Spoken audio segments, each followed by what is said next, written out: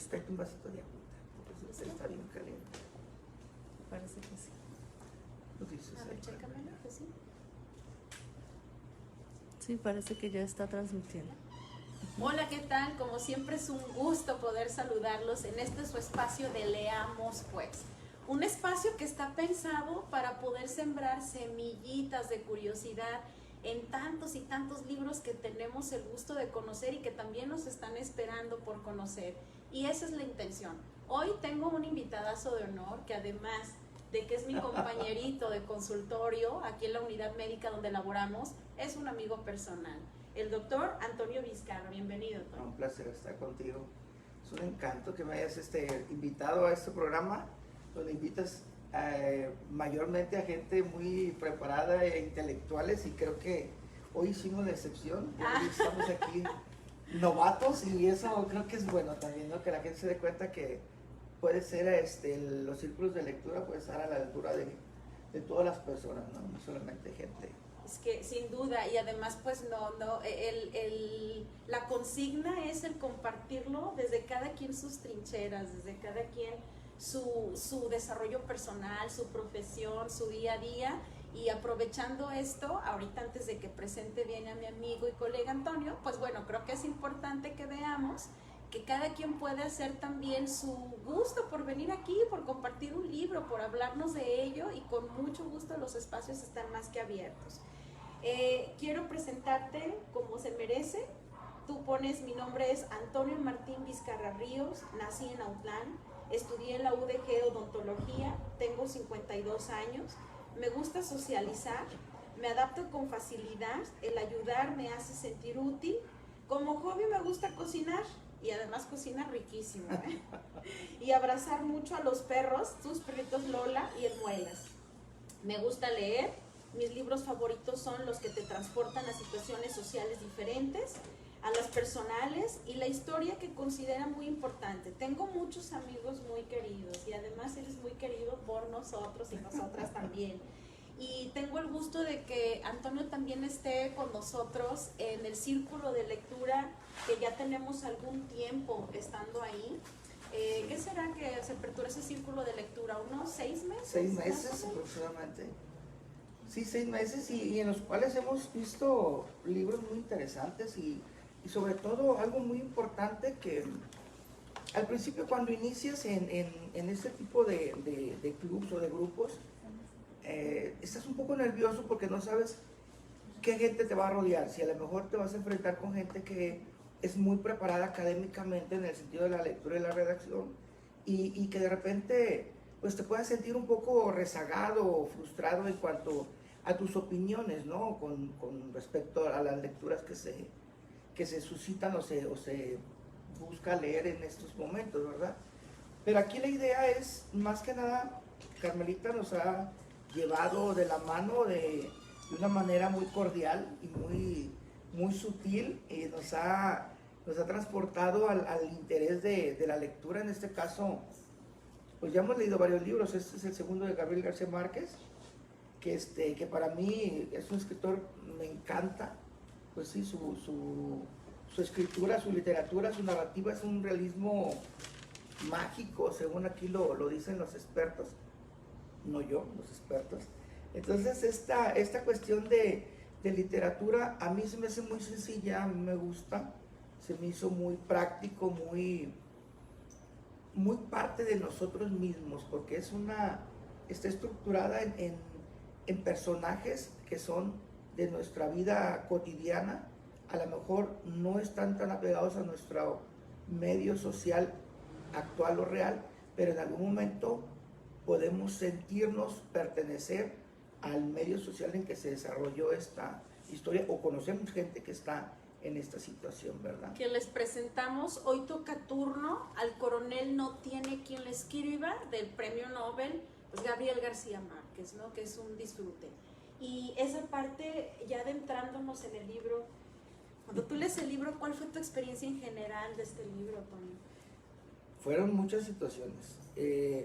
Primordialmente, ver cómo, primero de entrada te da la crudeza de la carencia de pues, económica en la que viven estos personajes. Esta historia se narra prácticamente en los últimos, posterior 9 meses después de que muere su hijo. Su hijo muere y Agustín, que era hijo de los personajes principales, que es el coronel y Úrsula, muere en una situación de un ataque a personas que estaban haciendo publicidad subversiva. Entonces, al morir su hijo, la historia se empieza a desarrollar durante esos 9 meses posteriores a la muerte de su hijo.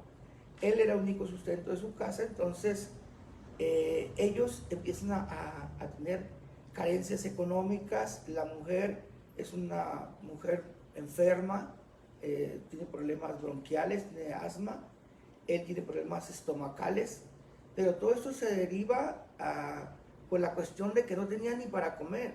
Entonces, todas estas situaciones nos muestra una realidad muy cruda que viven muchas personas donde ni siquiera tienen para cubrir sus necesidades básicas, pero hay prejuicios o hay ciertos dogmas que les impiden que vayan y recurran a una ayuda o que traten de salvarse a sí mismos porque, perdón, voy a tomar agua.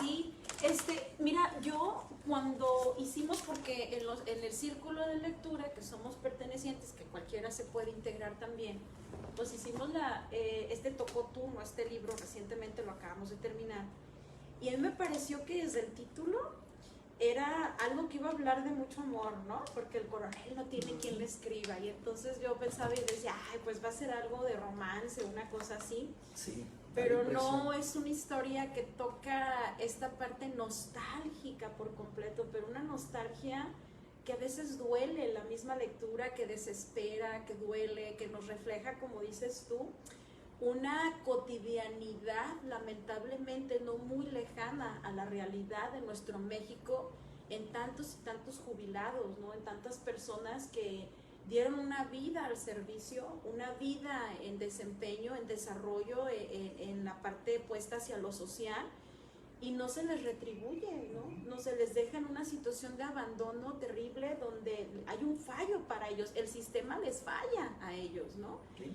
Y el coronel, bueno, pues con esta historia nos va haciendo el reflejo, y para mí quedaba esta reflexión de ojalá yo no vaya a ser un coronel en algún momento, ¿no? Sí, yo creo que todos en nuestras familias o en nuestro entorno conocemos a alguien como él que le ha sucedido, como menciona Carmelita, el hecho de que han dado el todo por el todo y han dado su juventud en un trabajo, en una institución, y al final, pues por X o Y razones o por cuestiones burocráticas, políticas, qué sé yo, no vamos a entrar en esos temas, Mejor resulta, no, sí, son temas muy controversiales. Sí. Entonces resulta que no son retribuidos y que de repente, hoy por hoy, ya no tienen ni las fuerzas, ni la energía, ni siquiera el ánimo, que sería lo primordial para poder decidir salir de esta situación tan dramática que nos narra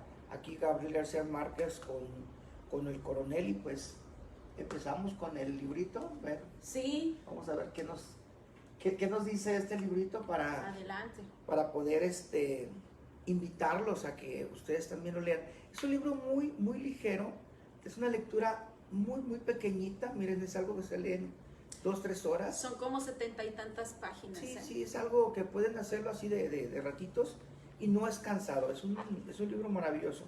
Aquí nos empieza él a narrar cómo amanece y al despertar, desde ahí nos introduce a un momento de carencia, de tristeza, porque él quiere preparar un café.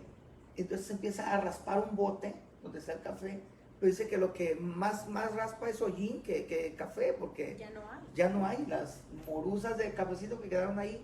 Preparan un cafecito y que pues es más óxido que café, y en vez de, como él ve que es muy poquito, le tira la mitad del agua a la ollita, al recipiente donde va a calentarlo, y la otra mitad lo deja, prepara el café y va y se lo lleva a su esposa Úrsula, que es una mujer vamos a describirla de carácter muy fuerte, dura, muy estoica, muy solidaria, porque pese a todas las carencias, pues está ahí, pero que él la describe ya como una espina dorsal con cartílagos blancos y hueso y pellejo, que es lo que tiene.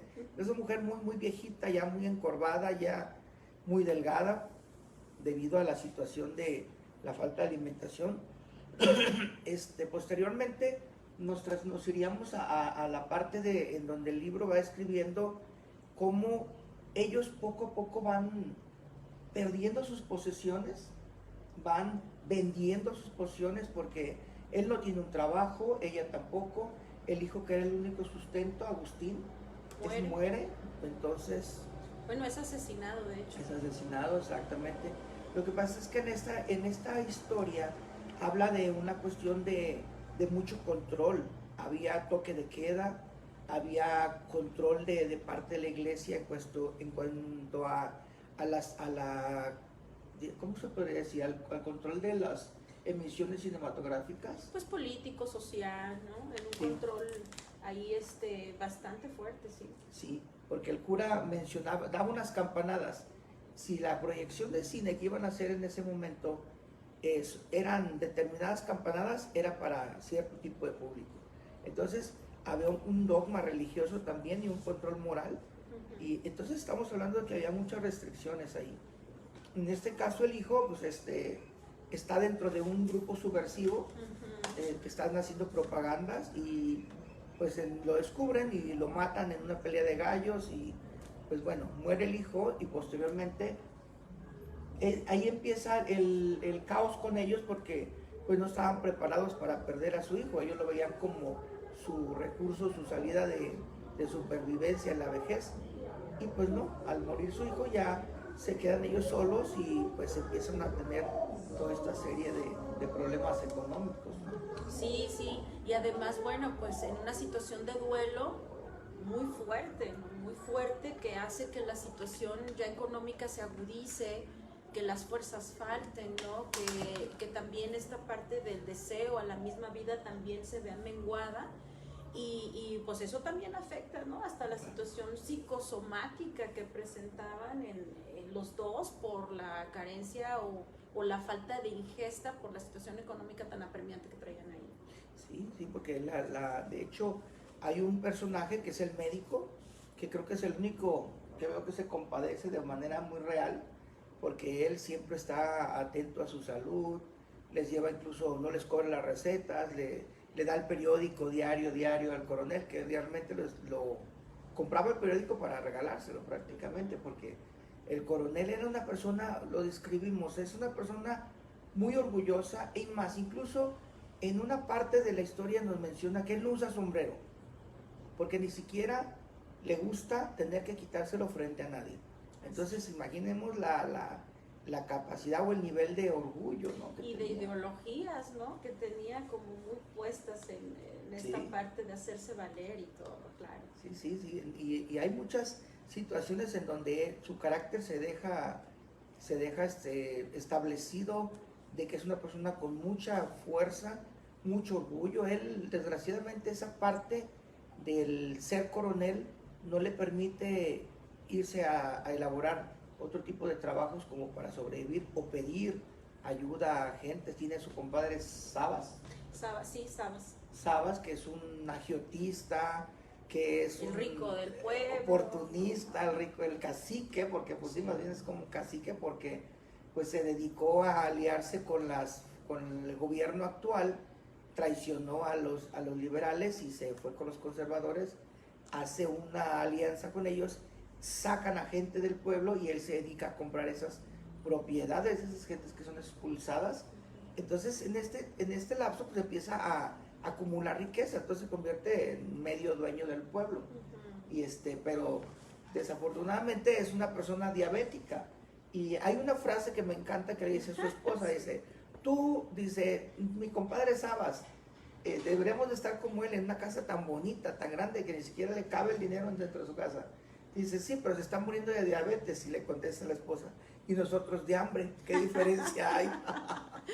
¿No? Hasta en una expresión que el médico hace, y le dice, ¿no? Bueno, pero pues él tiene la fortuna de tener el dinero y tiene buena suerte, no va a morir, se va a aprender a mantener. O sea, si dentro de los desfortunios él tenía cómo tratar esta situación y ellos, ¿no? Sí, no, hay muchas cosas muy curiosas. Es muy divertido el libro, hay muchas frases muy extraordinarias. Irónicas, otra que me recuerda que me dice, el señor es diabético, lo están inyectando insulina y toma metformina y un montón de cosas. Y le dice, ay, usted qué gracia tiene de no estar enfermo. Le contesta el médico, dice, es que la pobreza evita la diabetes. Si no hay que comer, ¿cómo haces ese problema? Pues ¿no? sí, claro, sin duda, sí. Y bueno, pues también dentro de los personajes que figuran aquí, que no necesariamente es una persona, es el gallo que el hijo deja, ¿no? Cuando lo matan ahí en plena pelea de gallos, deja este gallo, y el simbolismo del gallo dentro de la historia no lo traduce tal cual, pero te lo deja para cada quien lo traduzca. Sí. Y me gustaría que nos compartieras un poquito de esos simbolismos. Mira, ese gallo se me figura como los mexicanos, cuando todos vamos y compramos un boleto de la lotería o del melate o de todas esas. Ese es nuestro gallo. Queremos que ese gallo vaya a jugar ese palenque, que es esa ruleta en donde va a participar nuestro número y resulte ganador y nos saque de pobres. Entonces, creo que simbólicamente refleja la esperanza que hay en las rifas, en los juegos de azar, en la lotería. O sea, es esa parte donde mágicamente cambiamos nuestra situación económica por un golpe de suerte, o acertamos en un negocio, qué sé yo. Pero todos creo que queremos ese gallo, que todos queremos tener ese gallo, más lo representamos de diferentes formas o estructuras. Pero exactamente como dice Carmelita, para mí, en lo personal, es una simbología de esperanza, de prosperidad, ¿no? Claro. Y quizás algo que los mantenía de alguna manera con vida, ¿no? Aunque era pues algo ilusorio, pero algo que los mantenía. Pero era el tema de la discusión, claro, constante. Sí. Era un tema, el gallo era ahora sí que el borderline, el parteaguas para el pleito. Entre la esposa y el coronel. Entre el esposo y el coronel, porque ella quería que le dieran cuello al gallo o lo vendieran, de hecho el compadre Sabas le ofrece 900 pesos por el gallo, y vamos a ver que en esa época pues, estamos hablando que con 2 pesos, 3 pesos podías comprar, es más 5 pesos unos zapatos. Entonces le ofrecen 900 pesos, dice, podemos vivir 3 años con esa cantidad. Entonces la esposa le dice, ve y véndelo. Pues él no quiere. Entonces pues, le dice ella, bueno, pues tenemos un reloj aquí, ve y vende el reloj. Entonces, como él es tan orgulloso, llega con su relojito y miente a las personas que lo encuentran y le preguntan, oiga, ¿qué hace con ese reloj, coronel? Ah, es que está descompuesto y vengo a que me lo arreglen. Por ahí alguien de los amigos de su hijo se ofrece a repararlo y le dice, toma, coronel, ya está. Ahí quedó, no tenía gran cosa. Regresa y le dice a su esposa, ¿qué pasó con el dinero del reloj? No, pues es que no lo pude vender. No lo pude vender, pero en realidad es que le daba pena. Era un personaje tan tímido, era un señor tan tímido, tan para sus adentros y tan rígido al mismo tiempo, y además siendo coronel, imagínate, o sea, aquí hablábamos mucho del círculo, que esta es una situación que lamentablemente pasa con mucha continuidad, la parte de las apariencias. Y en lugares pequeños, ¿no? La apariencia en mi título, la apariencia en mi realidad social o en mi economía, ¿no? En donde me desenvuelvo, y que para el coronel esta parte de apariencia era algo que lo mantenía, ¿no? Y que aquí la cuestión era que todo el mundo jugaba un juego de apariencias, porque el pueblo entero sabía la realidad del coronel, claro, ¿no? Y jugaba con el coronel a que esto no era una realidad, ¿no? Entonces el médico pues le regalaba las consultas y le decía, cuando gane su gallo, ¿no? Ya ahí nos pondremos parejos y hasta me dará de más. Hasta me va a pagar de más. Entonces todos sabían que hasta su vestimenta era muy precaria, pero el coronel siempre, aunque era el mismo traje, pues andaba en esta situación de apariencia que no es muy lejano a la realidad que podemos vivir en lugares, pues, ¿no? En nuestros lugares, donde a veces todos saben y jugamos a la simulación de que nadie sabe, pero todos sabemos. Es que se vuelve una situación extraña. Se vuelve una situación exactamente muy contemporánea, porque luego de repente hay personajes o o familias que pues han tenido mucho dinero y actualmente pues por cuestiones X, Y, Z no tienen esa capacidad económica anterior o de antaño y sus sucesores pretenden querer sostener o apuntalar esa imagen con experiencias o con situaciones que son difíciles de tapar, pero bueno, finalmente quien quiere a las personas ve solamente lo que quiere importa, ver. ¿no? También las personas. Exacto. Y este mismo gallo, dentro de la lectura, para mí simbolizaba mucho el duelo que traían en la pérdida del hijo, ¿no? Porque me parece que también para el coronel aferrarse al gallo era esta parte de sentir a su hijo, que aún lo tenía, que era parte de su hijo, que es lo que el hijo les deja, ¿no? Lo que el hijo finalmente les deja, y es esta oportunidad de estar con él, y es un manejo del mismo duelo que se hace, y para la esposa simbolizaba la partida, para el coronel era la oportunidad de estar con el hijo, pero para ella es probable que fuera la situación de recordarme la pérdida. Sí, y ya de darle punto final y carpetazo al irse el gallo, se acabó. Y algo que se nos olvida, Carmelita, bien importante, es la carta. Sí, claro, la carta. Sí, pues el coronel no tiene quien le escriba, la ¿no? Carta, exacto. Entonces, creo que nos fuimos todos mucho por el gallo y por el coronel y todo, Ahí pero hay tanto que platicarles de este libro, pero hay a tantas ver, ¿qué pasa con situaciones. la Mira, la carta, el coronel tiene 15 años esperando una carta. La carta significa que es la aceptación para su jubilación, que es el retorno de su dinero, de su servicio que prestó al ejército en esta guerra de los 1000 días, que fue una guerra civil en Colombia, recordándoles esta situación de remuneración económica se suscitó en Colombia en muchísimas personas, o sea que hubo muchos coroneles. De ahí deriva el que se escribiera este libro como una crítica política también, porque fue una realidad que muchas personas se quedaron esperando esa pensión, y el coronel todos los viernes rigurosamente iba durante 15 años a ver si ya estaba su carta en el correo. Y menciona en el libro que en muchas ocasiones llegaba al lugar donde se embarcaba el correo, que era por medio de una lancha, y le preguntaba, veía al señor, el encargado del cartero, y nomás le hacía señas, o ya de plano ya nomás lo veía y se seguía de largo, y él decía, de todas formas no estoy esperando ninguna carta. O sea, él a sí mismo trataba de disimular esto. Incluso las personas que lo conocían como el doctor, sí, que le tocó acompañarlo a los viernes de recibir la carta, preguntaba, doctor, ¿no hubo nada? No se preocupe, mire, ¿por qué no se lleva el periódico para que lo lea y un poco suavizar la situación tan desgarradora? Imagínate, 15 años. 15 años.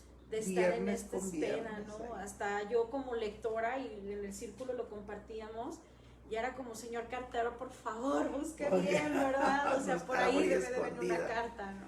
Sí. Y luego nos describe en el libro, hay una parte muy interesante donde él se resuelve ir a buscar a otro abogado, y describe la oficina del abogado, sí, que es una oficina con cajas tiradas y animales y una pianola es el escritorio, y bueno, pues desde ahí nos describe que pues la persona y el lugar que estaba llevando los trámites del coronel pues era una persona muy poco capacitada como profesional, ¿no? Entonces desde ahí estamos diciendo, no, pues no le va a ayudar. No creo que le va a ayudar. Sí, pero pues mira, algo también importante es que este libro del coronel no tiene quien le escriba, y yo aquí lo descubrí así leyéndolo.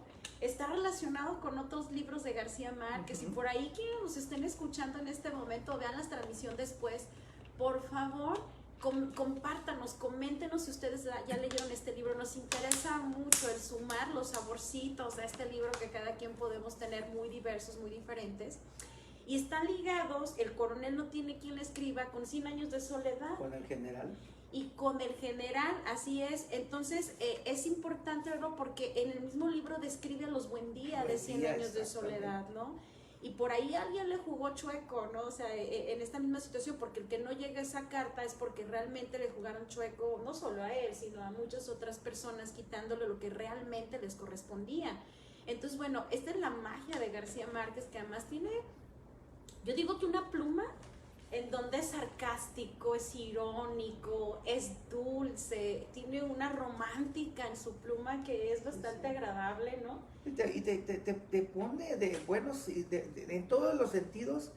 Yo creo que te maneja todos los sentidos, te pone de buenas, te pone triste, te pone Te sube y te melancólico, te pone crítico, te pone revolucionario, porque luego quieres ir a cambiar esas situaciones que te está describiendo. Y obviamente que eso es lo interesante de la lectura, ¿no? Como que te pueda transportar a espacios en donde no puedes estar en la parte física, pero en tu parte intelectual puedes estar presente ahí y ser partícipe, ¿no? De manera, pues, no presencial, de todas estas situaciones que te manifiestan los libros. Y pues es una maravilla, y una maravilla que también hayas creado este espacio, porque de verdad que habemos muchas personas que gracias a que se creó este espacio de lectura hemos reencontrado y nos hemos desanclado de ese, ¿cómo se podría decir? De esa letargo no sé. de lectura, porque anteriormente pues sí, mucha gente hemos leído porque la escuela nos lo han pedido, pero ahora hacerlo por placer y por gusto, creo que ha sido maravilloso que Carmelita empiece a estimular todas estas situaciones, y yo soy uno de sus fieles seguidores. Si esto fuera una secta, estaría aquí. Mira, y es que las personas a veces dicen, un círculo de lectura, ¿cómo funciona? Y nos quedamos con la idea de los círculos de lectura quizás como a nivel de primaria o algo donde un compañerito leía una página y luego el otro leía otra página, ¿no? Y la verdad es que los círculos de lectura para nada se manejan así, ¿no? En los círculos cada quien lee en un lapso de tiempo, porque nos reunimos cada 20 días, y en los círculos cada quien lee desde su comodidad, desde su forma de disfrutar la lectura en sus hogares, abajo de un árbol, en un aeropuerto, donde puedan. Pero cuando nos reunimos aquí cada 20 días es bien mágico, porque somos un grupo como de 20 más o menos, y entonces cada quien empieza a hablar del libro desde cómo hizo suyo el libro. Sí.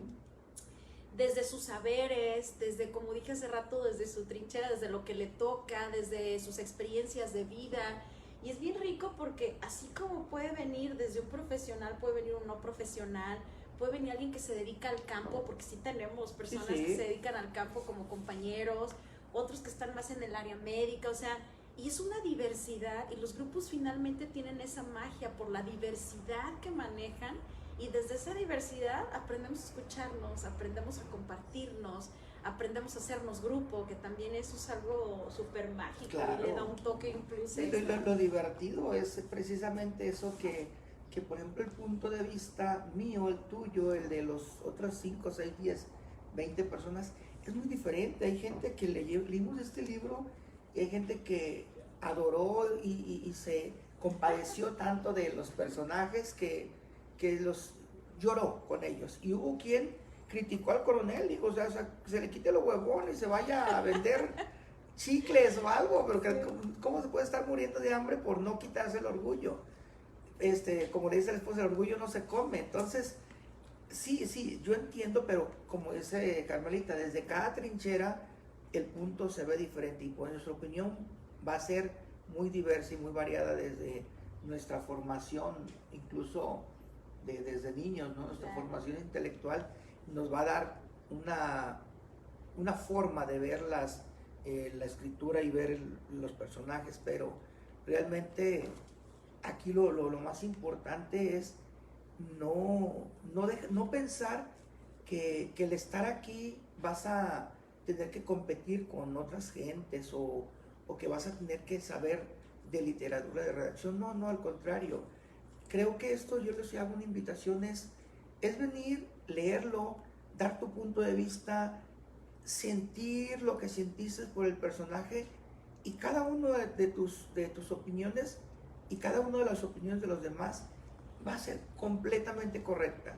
y va a tener validez plena para cada uno de nosotros, e incluso te va a permitir ver desde otra esquina la perspectiva visual de esta situación, que a lo mejor tú no la habías visto, pero otra persona sí lo vio, y aquí han salido cosas muy interesantes, ¿verdad? De repente, cosas que hemos dicho, ah, carajo, yo no lo he visto desde ese ángulo, claro. no había visto yo esta situación, que yo ya la veía de forma tan cuadrada, pero al ver otras opiniones, nuestro criterio se va ampliando, y creo que esto es la base de leer, que nuestro criterio se amplíe, que nuestra cultura se enriquezca, que compartamos, socialicemos de una manera linda, y nos desarrollemos, y qué más que dirigidos y llevados de la mano de una persona tan inteligente y una persona tan querida por mí, y que pues te lleva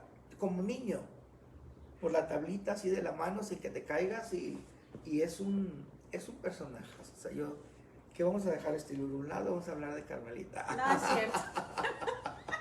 Toño, te quiero, yo también, se nota el cariño. Bueno, yo no quiero perder la oportunidad antes de ya cerrar nuestra transmisión. Este libro, sí, no puedo decir que es como lo más icónico, pero si algo me dejó a mí de reflexión personal, es su final. Ah, sí. Con una frase que fue icónica, ahí sí, en el círculo de lectura, no sé para quienes ya tuvieron la oportunidad de leerlo, pero este libro termina con un mierda. Pero fíjate que me gustaría, Carmelita, que dijeras los años que le llevó al coronel. Ahí dice... Los 75 años de su vida, minuto a minuto, para llegar a ese instante, se sintió puro, explícito, invencible, y en el momento de responder, mierda. Pero esto es cuando la esposa le dice, y dime, ¿qué comeremos, no? Y entonces, ese final es una cosa bien subjetiva, muy interpretable para cada quien, porque mierda para cada quien puede simbolizar cosas súper diferentes. Sí. ¿Tú qué dices de ese mierda? Mira, ese mierda fue el romper los paradigmas de él. En ese instante, con la presión y al verse ya acorralado y al verse expuesto por parte de su esposa, que le dice, ¿y si pierde el gallo? ¿Y si lo matan? ¿Y si ahora sí no tenemos ni los 40, ni los 50, ni los 900, nada? ¿Qué vamos a comer? Entonces, él siendo una persona tan recta que él no le gustaba escuchar palabras soeces ni nada, incluso se molestaba cuando las oía, pero esos 70 y tantos años que le toma poder él decir la palabra mierda, que en Colombia se usa como, es una expresión muy fuerte, el decirlo para él fue romper todos esos esquemas de mentiras de su cabeza, establecerse en la realidad y darse cuenta de que estaba en la pobreza, en la miseria, enfermo y sin nada encima, o sea, nada lo protegía, no tenía nada, es un ser así desvalido. Por eso habla de la pureza, con la limpieza, que lo dijo, porque se tuvo que desprender de todo lo que tenía él, hasta de su orgullo, para poder llegar y expresar y decirle, esposa, vamos a comer mierda, eso es todo lo que tenemos, eso es lo que es nuestra vida. Así, o sea, así, ¿no?